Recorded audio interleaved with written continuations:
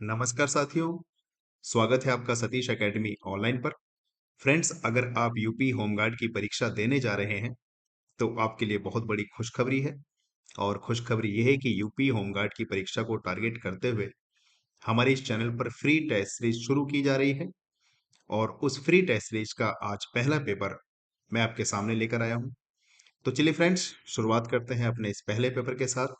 और शुरू करने से पहले मैं आपको एक बात बहुत ही विश्वास के साथ बताना चाहता हूँ, और वो ये है कि यदि आप यूपी होमगार्ड परीक्षा देने जा रहे हैं, तो हमारी ये टेस्ट सीरीज आपकी सफलता में सहायक सिद्ध होगी। क्योंकि हमने इस टेस्ट सीरीज में उन्हीं प्रश्नों को रखा है जिनके आपकी परीक्षा में पूछे जाने की हाई पॉसिबिलिटी है। दूसरी बात, हमारे इन प्रश्नों का डिजाइन आपके ऑफिशियल सिलेबस के आधार पर किया गया है। जो सिलेबस आपको दिया गया है, जैसे कि आप जानते हैं कि आपकी परीक्षा में कुल 100 प्रश्न पूछे जाएंगे, और वो 100 प्रश्न आपके जीएस प्लस करंट अफेयर पर आधारित होंगे। तो फ्रेंड्स, इसी पैटर्न को आधार मानते हुए हमने इस टेस्ट सीरीज के प्रत्येक पेपर को तैयार किया है। तो चलिए शुरुआत करते हैं पहले प्रश्न से। और शुरुआत करने से पहले मैं आपको ये बता देना चाहता हूं कि आपका ये एग्जाम पैटर्न आपके सामने है। देखो, कुल क्वेश्चन आपसे 100 पूछे जाएंगे, और 100 क्वेश्चन 100 नंबर के होंगे। आपका जो समय होगा वो 2 घंटे होगा। और आपका जो पेपर आएगा वो हिंदी और इंग्लिश दोनों लैंग्वेज में होगा। और फ्रेंड्स, सबसे बड़ी बात, आपके पेपर का जो लेवल होगा वो 10th क्लास होगा। 10th क्लास के लेवल के प्रश्न आपसे पूछे जाएंगे। तो फ्रेंड्स, ये कुछ जनरल सी बातें थी जो यूपी होमगार्ड की परीक्षा से रिलेटेड मैंने आपको बताई। अब चलिए चलते हैं प्रश्नों की ओर। प्रश्न नंबर 1 ये आपके सामने है, जो कि मैंने इतिहास से 20 प्रश्नों को रखा है। और पहला प्रश्न आपसे पूछा गया है, सिंधु घाटी सभ्यता का प्रमुख आधार क्या था? तो फ्रेंड्स, इसका उत्तर हो जाएगा ऑप्शन नंबर बी, कृषि। सिंधु घाटी सभ्यता की अर्थव्यवस्था मुख्य रूप से कृषि पर आधारित थी। प्रश्न नंबर 2 की बात करते हैं। प्रश्न नंबर 2 में हमसे पूछा गया है, ऋग्वैदिक समाज की सबसे छोटी इकाई क्या थी? तो इसका उत्तर हो जाएगा ऑप्शन नंबर बी, अर्थात कुल। ऋग्वैदिक समाज की सबसे छोटी इकाई कुल थी। देखो, प्रश्न नंबर 3, इसमें हमसे पूछा गया है कि अशोक ने किस युद्ध के बाद बौद्ध धर्म अपनाया? तो इसका उत्तर, मुझे उम्मीद है कि आप अच्छे से जानते होंगे। उत्तर हो जाएगा ऑप्शन नंबर सी, कलिंग युद्ध। कलिंग युद्ध के बाद अशोक ने धम्म नीति अपनाई, युद्ध को त्याग दिया और बौद्ध धर्म के प्रचार प्रसार में लग गए। फ्रेंड्स, एक जानकारी मैं आपको देना चाहता हूं कि आज का ये पेपर हम आपको रिकॉर्डेड रूप में दे रहे हैं, लेकिन कल से हमारा जो पेपर होगा वो दोपहर 2 बजे होगा और लाइव होगा। कल से हम लाइव पेपर लेकर आएंगे आपके लिए। लाइव पेपर सॉल्व कराया जाएगा। तो दोपहर 2 बजे हमसे जुड़ना ना भूलें। अगर आप यूपी होमगार्ड की परीक्षा देने जा रहे हैं, तो ये टेस्ट सीरीज आपके लिए बहुत बहुत इंपॉर्टेंट है। आप इस टेस्ट सीरीज का फायदा उठाइए। तो कल से फ्रेंड्स 2 बजे लाइव हमारी डेली एक पेपर आएगा। प्रश्न नंबर 4 की बात करते हैं। प्रश्न नंबर 4 में कहा गया है, अशोक के शिलालेख किस लिपि में हैं? तो देखो, अशोक के जो शिलालेख हैं वो मुख्यतः ब्राह्मणी लिपि में है। उत्तर हो जाएगा ऑप्शन नंबर बी। प्रश्न नंबर 5 की बात करते हैं। प्रश्न नंबर 5 में हमसे पूछा गया है, दिल्ली सल्तनत का संस्थापक कौन था? तो देखो, दिल्ली सल्तनत का संस्थापक कुतुबुद्दीन ऐबक को माना जाता है। ये कुतुबुद्दीन ऐबक, जिसने गुलाम वंश की स्थापना की। जब आप इतिहास में पढ़ेंगे, मध्य भारत का इतिहास, उसमें आप अच्छे से ये सब बातें जानेंगे। प्रश्न नंबर 6, प्रश्न नंबर 6 में पूछा गया है, अलाउद्दीन खिलजी किस सुधार के लिए प्रसिद्ध है?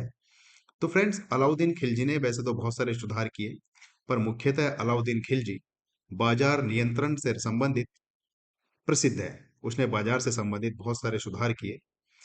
चलिए प्रश्न नंबर 7 की बात करते हैं। देखो, प्रश्न नंबर 7 में आपसे पूछा गया है, मुगल साम्राज्य की स्थापना किसने की? कौन नहीं जानता पानीपत का प्रथम युद्ध? 1526 ईस्वी बाबर और इब्राहिम लोदी के बीच हुआ पानीपत का प्रथम युद्ध। और उसमें इब्राहिम लोदी की हार हुई और मुगल साम्राज्य की स्थापना हुई। और ये पानीपत का प्रथम युद्ध हुआ था बाबर, जो कि मुगलों के प्रथम शासक थे। तो हमसे प्रश्न में पूछा गया था, मुगल साम्राज्य की स्थापना किसने की? तो हमारा उत्तर हो जाएगा, मुगल साम्राज्य की स्थापना की बाबर ने। चलिए प्रश्न नंबर 8 की बात करते हैं। देखो, प्रश्न नंबर 8 में कहा है, अकबर की धार्मिक नीति क्या कहलाती थी? उत्तर हो जाएगा दीन ए इलाही। अकबर की धार्मिक नीति थी। अकबर चाहता था कि सभी धर्मों के लोग समभाव से रहें, बंधु भाव से रहें, भाईचारे के साथ रहें। और इसी रणनीति के तहत उसने दीन इलाही एक नीति चलाई। तो अकबर की धार्मिक नीति दीन इलाही। प्रश्न नंबर 9 की बात करें। प्रश्न नंबर 9 में देखो हमसे पूछा गया है प्लासी का युद्ध कब हुआ। तो फ्रेंड्स, प्लासी का युद्ध हुआ 1757 में। ऑप्शन नंबर ए इसका उत्तर हो जाएगा, जिसमें ब्रिटिश ईस्ट इंडिया कंपनी हमारे भारत में आई, मुख्यतः सत्ता में आई। 1757 ईस्वी में प्लासी का युद्ध हुआ और ब्रिटिश ईस्ट इंडिया कंपनी हमारे देश में स्थापित हुई।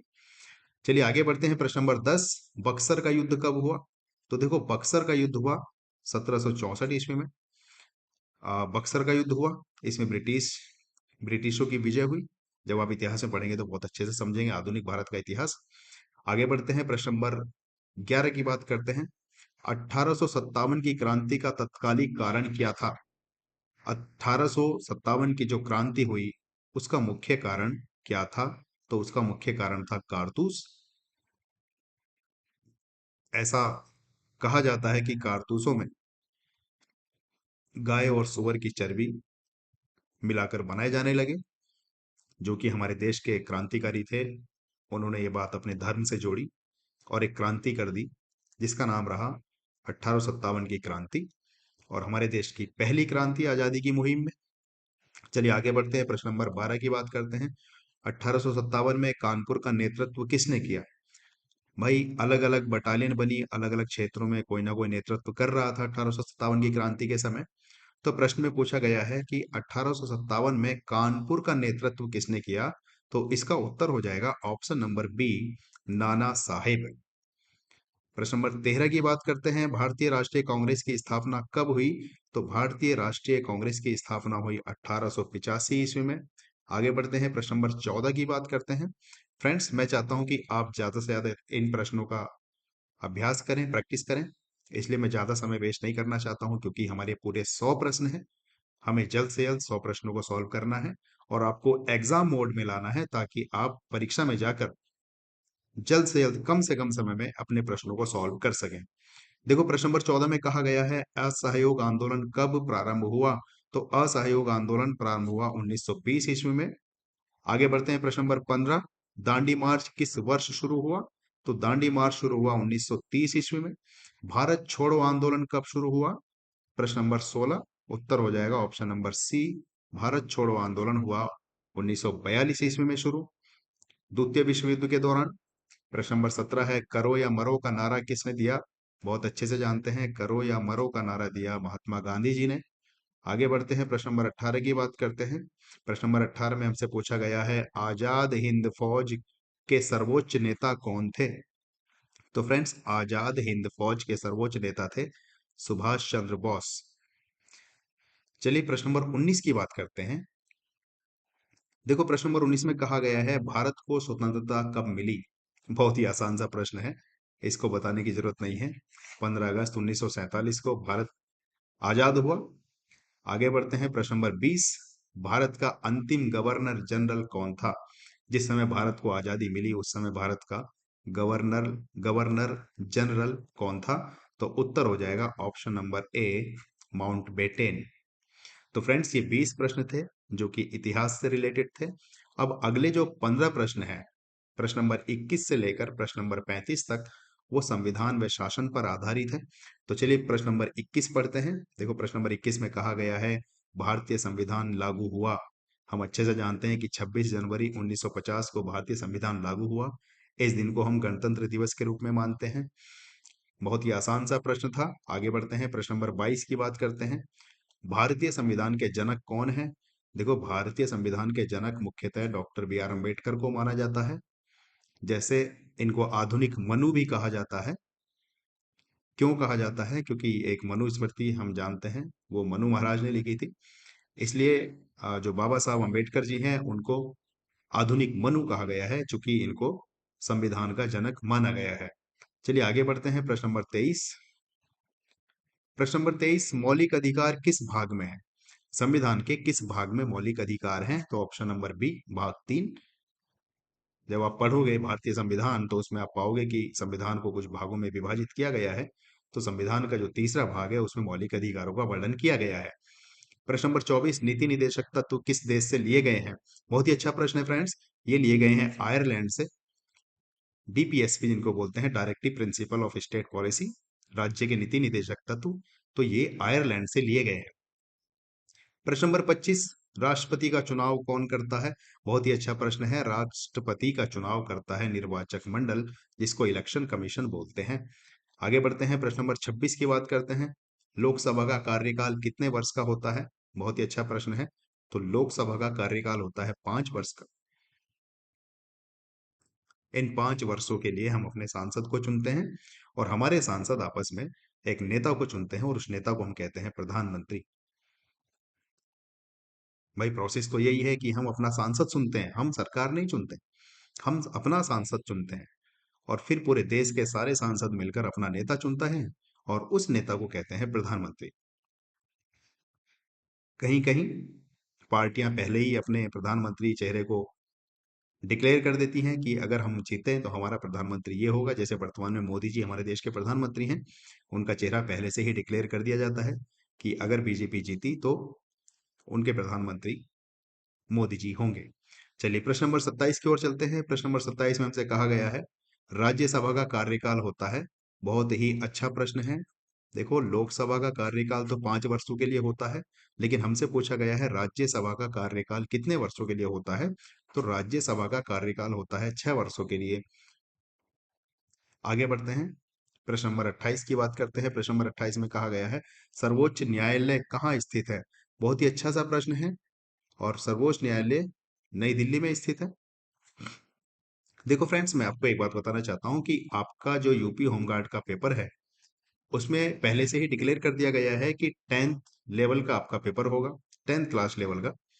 तो कुछ बच्चे ये ना सोचें कि पेपर बहुत आसान लग रहा है, क्योंकि मैंने एक मिक्स करके इस पेपर को बनाया है। आपको कुछ प्रश्न आसान लग सकते हैं, लेकिन कुछ प्रश्न आपको बहुत डिफिकल्ट भी लग सकते हैं। तो अभी हमारा पहला पेपर है, इसलिए मैंने इसको मॉडरेट करने की कोशिश की है, इजी बनाने की कोशिश की है। आप जैसे जैसे हमारे पेपर में बढ़ेंगे, पेपर नंबर 2, पेपर नंबर 3, आपको लेवल बढ़ता दिखेगा। चलिए प्रश्न नंबर 29 की बात करते हैं। देखो, प्रश्न नंबर 29 में कहा गया है भारत में पंचायती राज के कितने स्तर हैं? तो बताइए कितने स्तर है पंचायती राज के भारत में? तो मुख्यतः 3 स्तर हैं। कौन कौन से हैं आप बहुत अच्छे से, जब आप संविधान पढ़ेंगे, राजनीति पढ़ेंगे, उसमें समझ लेंगे। चलिए आगे बढ़ते हैं। प्रश्न नंबर 30, मौलिक कर्तव्य कितने हैं? तो बताइए हमारे मौलिक कर्तव्य, मौलिक अधिकार नहीं, मौलिक कर्तव्य, तो हमारे कुल 10 मौलिक कर्तव्य हैं। आगे बढ़ते हैं, प्रश्न नंबर 31 की बात करते हैं। प्रश्न नंबर 31, भारत के प्रथम राष्ट्रपति कौन थे? आशा करता हूं कि आपको ये प्रश्न बहुत अच्छे से पता होगा इसका उत्तर। तो भारत के प्रथम राष्ट्रपति थे राजेंद्र प्रसाद, जो कि संविधान सभा के अध्यक्ष भी थे। आगे बढ़ते हैं, प्रश्न नंबर 32 की बात करते हैं। प्रश्न नंबर 32 में कहा गया है लोकसभा अध्यक्ष का चुनाव कौन करता है? बहुत ही अच्छा प्रश्न है फ्रेंड्स। लोकसभा अध्यक्ष का चुनाव कौन करता है? तो लोकसभा अध्यक्ष का चुनाव करता है लोकसभा सदस्य। और लोकसभा के सदस्य कौन होते हैं? लोकसभा के सदस्य होते हैं सांसद, जिनको मेंबर ऑफ पार्लियामेंट बोलते हैं, जिनको हम अपने जो हमारा क्षेत्र होता है उससे हम निर्वाचित करके भेजते हैं। तो लोकसभा अध्यक्ष का चुनाव करते हैं लोकसभा सदस्य। प्रश्न नंबर 33, संविधान की कितनी अनुसूचियां हैं? फ्रेंड्स, वर्तमान में संविधान की कितनी अनुसूचियां हैं? तो उत्तर हो जाएगा ऑप्शन नंबर डी, 13। जब हमारा संविधान बना उस समय संविधान में कुल 12 अनुसूचियां थी, लेकिन वर्तमान में संविधान की अनुसूचियां हैं 13। Option number D. प्रश्न नंबर 34, भारत का संविधान दिवस कब मनाया जाता है? तो फ्रेंड्स, बहुत ही अच्छा प्रश्न है। हमारा देश आजाद हुआ 26 जनवरी 1950 को, लेकिन हमसे पूछा गया कि संविधान दिवस कब मनाया जाता है? तो संविधान दिवस मनाया जाता है 26 नवंबर को। ऑप्शन नंबर सी हमारा उत्तर हो जाएगा। चलिए, लास्ट प्रश्न है हमारा संविधान का। पूछा गया है कि भारत को कौन कैसा राज्य कहा गया है? भारत को कैसा राज्य कहा गया है?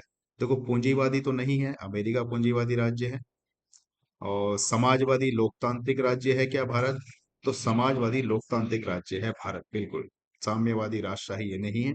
तो हमारा उत्तर हो जाएगा ऑप्शन नंबर बी, भारत को समाजवादी लोकतांत्रिक राज्य माना गया है। तो फ्रेंड्स आगे बढ़ते हैं, प्रश्न नंबर 36 की बात करते हैं। और देखो ये जो प्रश्न नंबर 36 से 65 है, इसमें तीन सब्जेक्ट हैं।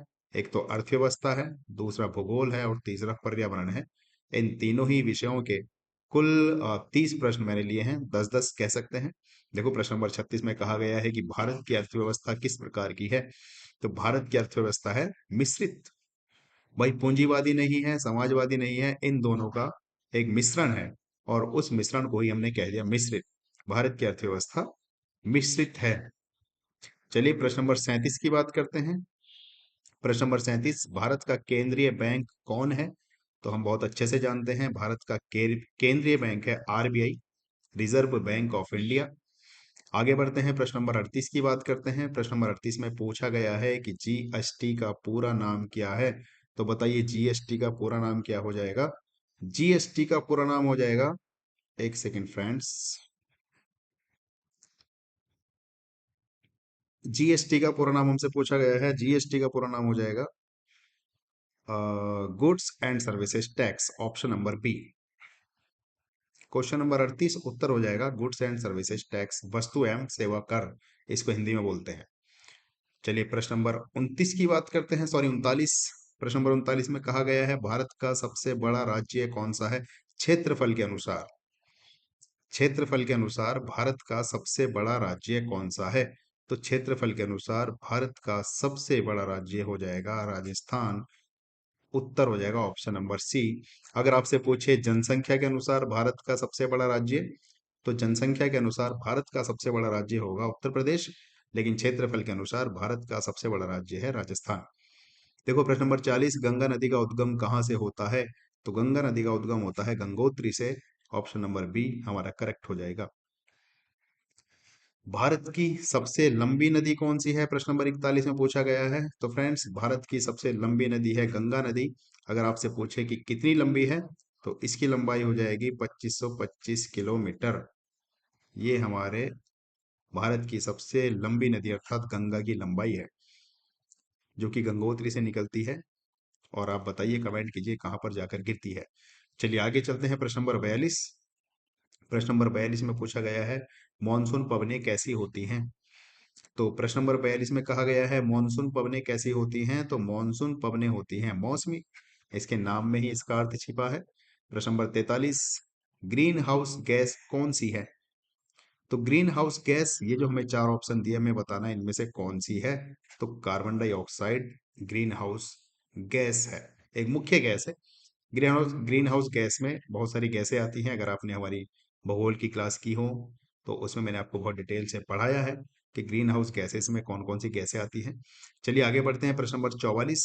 इसका 44 में पूछा गया है जैव विविधता का अर्थ क्या है। तो देखो इसके नाम में ही इसका अर्थ छिपा है। हमसे पूछा है जैव विविधता का अर्थ क्या है। तो जैव विविधता का अर्थ है जीवों की विविधता, जैव विविधता का अर्थ है। चलिए प्रश्न नंबर 45 पर चलते हैं। देखो प्रश्न नंबर 45 में कहा है नवीकरणीय संसाधन कौन सा है। तो नवीकरणीय संसाधन है सौर ऊर्जा। इसका मतलब क्या हुआ नवीकरणीय संसाधन का, इसका मतलब ये हुआ कि ये हमें तुरंत प्राप्त हो जाता है। कोयला बनने में हमें काफी समय लगता है, पेट्रोलियम बनने में कई कई करोड़ों वर्ष लग जाते हैं, गैस बनने में भी कई कई करोड़ों वर्ष लग जाते हैं। इसलिए कोयला, पेट्रोलियम, गैस ये अनवीकरणीय संसाधन है। और सौर ऊर्जा हमें तुरंत उपलब्ध हो जाती है, इसलिए ये नवीकरणीय संसाधन है। चलिए प्रश्न नंबर 46। देखो प्रश्न नंबर 46 में कहा है भारत में सर्वाधिक जनसंख्या वाला राज्य कौन सा है। तो देखो अभी हमने इस पर डिस्कस किया था, उत्तर प्रदेश में सर्वाधिक जनसंख्या है। प्रश्न नंबर 47 की बात करते हैं, पृथ्वी का उपग्रह कौन सा है। तो पृथ्वी का उपग्रह है चंद्रमा, जिसको बोलते हैं मून। आगे बढ़ते हैं, प्रश्न नंबर 48 की बात करते हैं। प्रश्न नंबर 48 में कहा गया है ओजोन परत किसे रोकती है। तो ओजोन परत हमारी धरातल पर परावैंगनी किरणों को आने से रोकती है, क्योंकि अगर ये परावैंगनी किरणें हमारी धरती पर आ गई तो हमें बहुत सारी बीमारियां हो सकती हैं, जैसे कि स्किन कैंसर और भी तरह तरह की प्रॉब्लम हो सकती है। प्रश्न नंबर 49 की बात करते हैं। प्रश्न नंबर 49 में कहा है भारत का सबसे बड़ा डेल्टा कौन सा है। तो भारत का सबसे बड़ा डेल्टा उत्तर हो जाएगा Ganga Brahmaputra, option number B. आगे बढ़ते हैं, प्रश्न नंबर 50 की बात करते हैं। वन संरक्षण अधिनियम कब बना? तो बताइए वन संरक्षण अधिनियम कब बना? इसका उत्तर हो जाएगा ऑप्शन नंबर ए, 1972 में वन संरक्षण अधिनियम बना। प्रश्न नंबर 51 की बात करते हैं। जनसंख्या वृद्धि का मुख्य कारण क्या है? तो बताइए जनसंख्या वृद्धि का मुख्य कारण क्या है? तो इसका सिंपल सा उत्तर है अधिक जन्म दर। भाई मृत्यु दर कम है, जन्म दर अधिक है, जिसके कारण जनसंख्या बढ़ रही है। आगे बढ़ते हैं, प्रश्न नंबर 52 की बात करते हैं। नगरीकरण का अर्थ क्या है? तो नगरीकरण का अर्थ है शहरों की जनसंख्या में वृद्धि, ऑप्शन नंबर बी। प्रश्न नंबर 53 की बात करते हैं। भारत का सबसे लंबा पठार कौन सा है? तो भारत का सबसे लंबा पठार है दक्कन का पठार। चलिए आगे बढ़ते हैं, प्रश्न नंबर 54 की बात करते हैं। देखो प्रश्न नंबर 54 में हमसे कहा गया है थार मरुस्थल कहाँ स्थित है? आशा करता हूं कि आपको इस प्रश्न का उत्तर पता होगा। थार मरुस्थल राजस्थान में स्थित है। प्रश्न नंबर 35 की बात करते हैं। भारत की सबसे लंबी तट रेखा वाला राज्य कौन सा है? ऐसा कौन सा राज्य है जो भारत के साथ सबसे लंबी तट रेखा बनाता है? तो प्रश्न नंबर 55, इसका उत्तर हो जाएगा ऑप्शन नंबर सी, गुजरात। जब आप देखोगे ऐसे हमारा भारत का नक्शा, यहाँ पर कहीं आपको गुजरात दिखेगा और उसमें हमसे पूछा गया है कि सबसे लंबी तट रेखा कौन सा राज्य बनाता है? तो गुजरात बनाता है। अर्थात समुद्र से सबसे लंबी जो रेखा है वो गुजरात की है, सीमा रेखा। चलिए आगे बढ़ते हैं, प्रश्न नंबर 56 की बात करते हैं। पर्यावरण दिवस कब मनाया जाता है? तो पर्यावरण दिवस मनाया जाता है 55 जून को, सॉरी 5 जून को, 55 नहीं। उत्तर हो जाएगा प्रश्न नंबर 56 का ऑप्शन नंबर ए, 5 जून। चलिए आगे बढ़ते हैं, प्रश्न नंबर 57 की बात करते हैं। प्रश्न नंबर 57 में कहा गया है जल प्रदूषण का मुख्य कारण क्या है? तो जल प्रदूषण का मुख्य कारण जो है वो है उद्योग।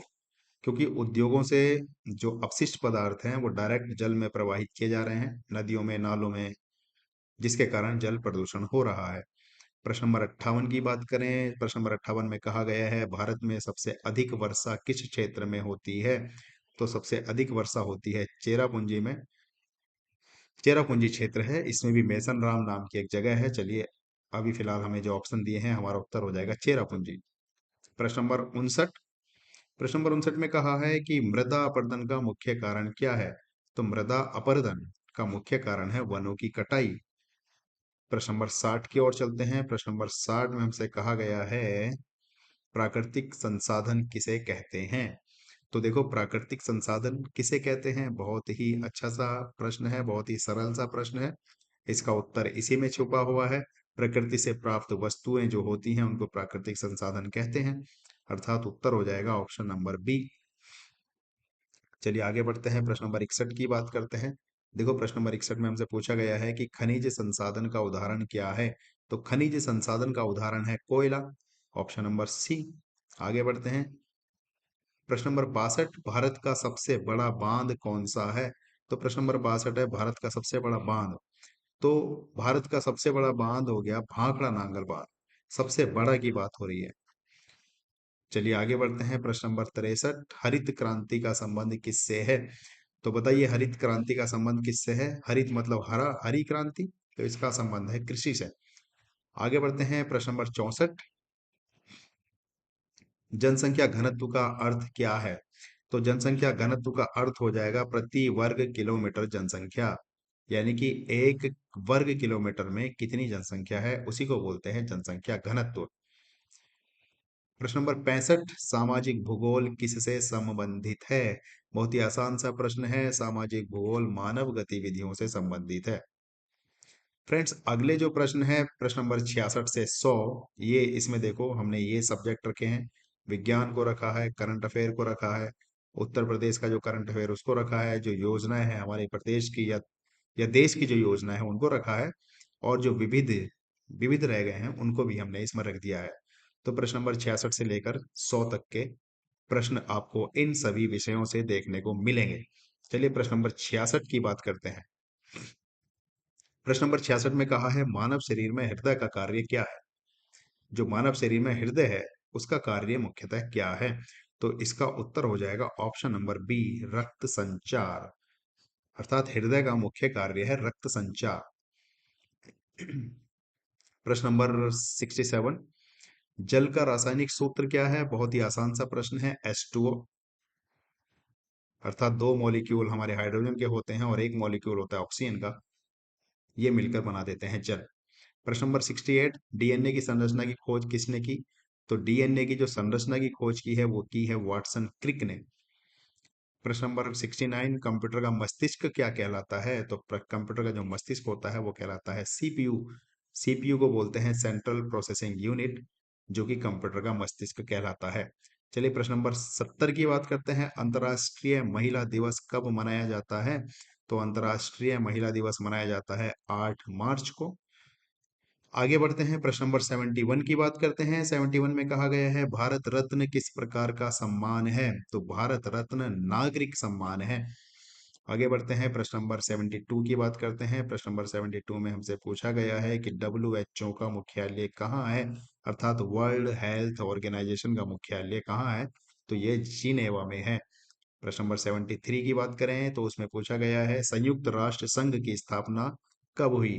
तो बताइए संयुक्त राष्ट्र संघ की स्थापना कब हुई? ये हुई 1945 में। आगे बढ़ते हैं, प्रश्न नंबर बात करते हैं 74 की, 74 की। आसान सा प्रश्न है 74, भारत के वर्तमान राष्ट्रपति कौन है? आशा करता हूं कि आपको पता होगा। तो हमारा उत्तर हो जाएगा द्रौपदी मुर्मू, जो हमारी वर्तमान राष्ट्रपति हैं उनका नाम है। प्रश्न नंबर 75, G20 में कुल कितने देश हैं? तो प्रश्न नंबर 75, G20 में कुल कितने देश हैं? तो G20 में 20 देश है। आगे बढ़ें, प्रश्न नंबर 76, उत्तर प्रदेश की राजधानी, बहुत ही आसान सा प्रश्न है, ऑप्शन नंबर सी लखनऊ। आगे बढ़ते हैं, प्रश्न नंबर 77 की बात करें तो उत्तर प्रदेश का राज्य पशु कौन सा है? बहुत ही अच्छा प्रश्न है, चूंकि आप यूपी होमगार्ड की परीक्षा देने जा रहे हैं तो यूपी से रिलेटेड आपसे कोई प्रश्न ना पूछा जाए, ऐसा कैसे हो सकता है? प्रश्न में हमसे पूछा गया है उत्तर प्रदेश का राज्य पशु कौन सा है? तो उत्तर प्रदेश का राज्य पशु है बारहसिंगा। ये उत्तर प्रदेश का राज्य पशु है बारहसिंगा। प्रश्न नंबर 78, उत्तर प्रदेश की प्रमुख नदी कौन सी है? तो बताइए फ्रेंड्स, उत्तर प्रदेश की प्रमुख नदी, जो कि हमारे देश की भी प्रमुख नदी है, वो है गंगा। वही उत्तर प्रदेश की भी प्रमुख नदी है, क्योंकि कई जिलों से होकर ये गुजरती है। आगे बढ़े, आगे बढ़ते हैं, प्रश्न नंबर 79, उत्तर प्रदेश उच्च न्यायालय कहाँ स्थित है? तो उत्तर प्रदेश का जो उच्च न्यायालय है वो कहाँ पर है? प्रश्न नंबर 79, उत्तर प्रदेश का उच्च न्यायालय कहाँ पर स्थित है? इसका आप कमेंट कीजिए, बताइए क्या उत्तर होगा। बहुत ही आसान सा प्रश्न है। आगे बढ़ते हैं, प्रश्न नंबर 80। प्रश्न नंबर 80 की बात करें, कुंभ मेला कहाँ लगता है? देखो ये जो हमें चार ऑप्शन दिए हैं, यहाँ पर हमसे पूछा गया है कि कुंभ का मेला कहाँ लगता है। तो देखो वैसे तो हरिद्वार में लगता है और कुल चार जगह लगता है, आप अच्छे से जानते हैं, लेकिन इन प्रश्नों में अयोध्या में नहीं लगता, मथुरा में नहीं लगता, प्रयागराज में लगता है, वाराणसी में नहीं लगता, जो कि हर 12 साल में एक जगह नंबर आता है। तो हमारा उत्तर हो जाएगा प्रयागराज। आगे बढ़ते हैं, प्रश्न नंबर 81 की बात करते हैं, बनारसी साड़ी किससे संबंधित है? तो बनारसी साड़ी किससे संबंधित है? बनारसी साड़ी हस्तकला से संबंधित है, जिसको हस्तशिल्प बोलते हैं, ऑप्शन नंबर बी। आगे बढ़ते हैं, प्रश्न नंबर 42 की बात करते हैं। प्रश्न नंबर 42 में हमसे कहा गया है कथक किस राज्य से संबंधित है? तो कथक उत्तर प्रदेश से संबंधित है। प्रश्न नंबर 83 की बात करें, मानव अधिकार दिवस कब मनाया जाता है? तो मानव अधिकार दिवस मनाया जाता है 10 दिसंबर को, ऑप्शन नंबर ए इसका उत्तर हो जाएगा। आगे बढ़े, होमगार्ड का मुख्य कार्य क्या है? बहुत ही अच्छा प्रश्न है, आप इसी परीक्षा की तैयारी करने जा रहे हैं और आपको ये पता ही होना चाहिए कि होमगार्ड का मुख्य कार्य क्या होता है। तो होमगार्ड का मुख्य कार्य हो जाएगा आंतरिक सुरक्षा में सहायता करना। आगे बढ़ते हैं, प्रश्न नंबर 85 की बात करते हैं। प्रश्न नंबर 85 में पूछा गया है उज्ज्वला योजना किससे संबंधित है? तो आशा करता हूं ये सब आपको पता ही होगा, गैस कनेक्शन से लेकर जो योजना है वो है उज्ज्वला योजना। प्रश्न नंबर 86, मुख्यमंत्री कन्या सुमंगला योजना किस राज्य की है? तो मुख्यमंत्री कन्या सुमंगला योजना उत्तर प्रदेश राज्य की है। भारत की मुद्रा क्या है? क्वेश्चन नंबर 87, तो भारत की मुद्रा हम अच्छे से जानते हैं, रुपया है। क्वेश्चन नंबर 88, भारत का राष्ट्रीय पशु कौन सा है? हम बहुत अच्छे से इन प्रश्नों को जानते होंगे, इसका उत्तर हो जाएगा बाघ। आगे बढ़े, प्रश्न नंबर 89 की बात करते हैं। प्रश्न नंबर 89 में कहा है भारत का राष्ट्रीय फूल कौन सा है? बताइए, भारत का राष्ट्रीय फूल कमल है। आशा करता हूं कि आपको इन प्रश्नों के उत्तर तो पता ही होंगे। प्रश्न नंबर 90, भारत का राष्ट्रीय वृक्ष कौन सा है? तो भारत का राष्ट्रीय वृक्ष है पीपल। उत्तर हो जाएगा ऑप्शन नंबर ए। आगे बढ़ते हैं, प्रश्न नंबर 91, जय जवान जय किसान नारा किसने दिया? तो बताइए, जय जवान जय किसान नारा दिया लाल बहादुर शास्त्री जी ने, जो कि हमारे प्रधानमंत्री रहे हैं। उन्होंने जय जवान जय किसान का नारा दिया था। इसकी जब आप डिटेल में जाएंगे तो बहुत इंटरेस्टिंग कहानी है, अभी समय नहीं है बताने का। चलिए आगे बढ़ते हैं, प्रश्न नंबर 92 की बात करते हैं। भारत का राष्ट्रीय चिन्ह क्या है? तो भारत का राष्ट्रीय चिन्ह है अशोक स्तंभ। ऑप्शन नंबर बी, भारत का राष्ट्रीय चिन्ह अशोक स्तंभ हो जाएगा। क्वेश्चन नंबर 93 की बात करें तो प्रश्न नंबर 93 आपके सामने है, भारत का राष्ट्रीय खेल कौन सा है परंपरागत रूप से? देखो फ्रेंड्स, अगर मैं आपको बताऊं, ऑफिशियली भारत का कोई राष्ट्रीय खेल नहीं है, लेकिन परंपरागत रूप से हमने भारत का राष्ट्रीय खेल घोषित कर रखा है, और वो है हॉकी।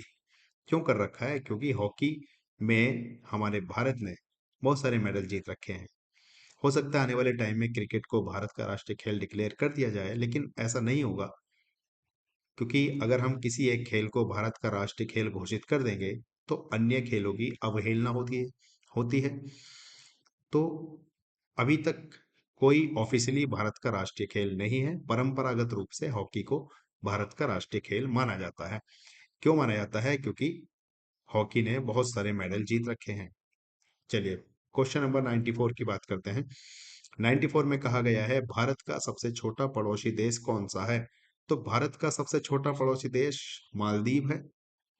पड़ोसी देश की बात हो रही है। आगे बढ़ते हैं, प्रश्न नंबर 95। प्रश्न नंबर 95 में कहा है, भारत की सीमा कितने देशों से मिलती है? तो भारत की सीमा मुख्यतः 7 देशों से मिलती है। कौन कौन से वो देश हैं, अगर आप जानना चाहें तो एक शब्द याद रखिए, बचपन में एमबीए या बचपन में बीए।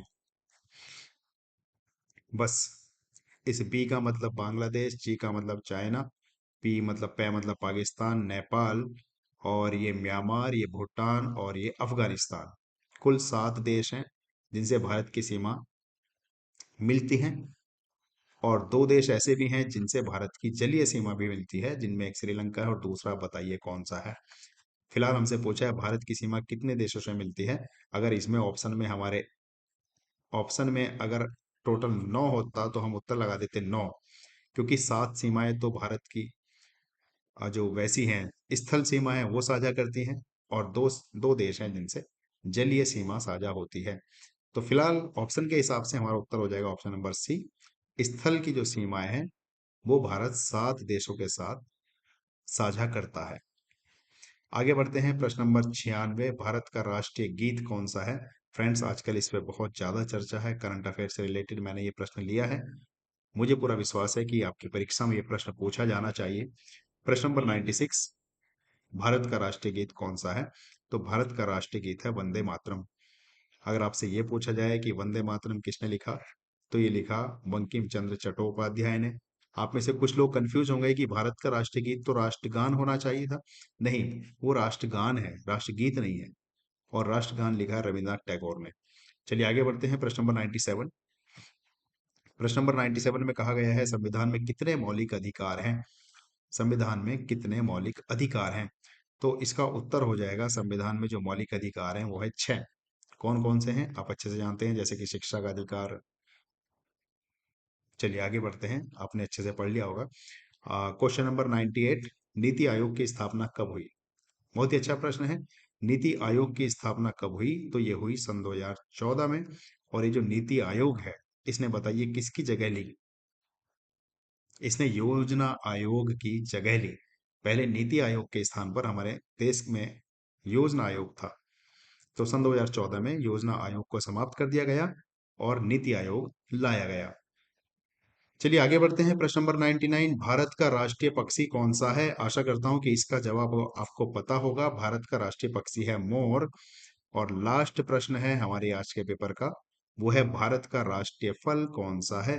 तो भारत का राष्ट्रीय फल है आम, जिसको हम फलों का राजा भी कहते हैं।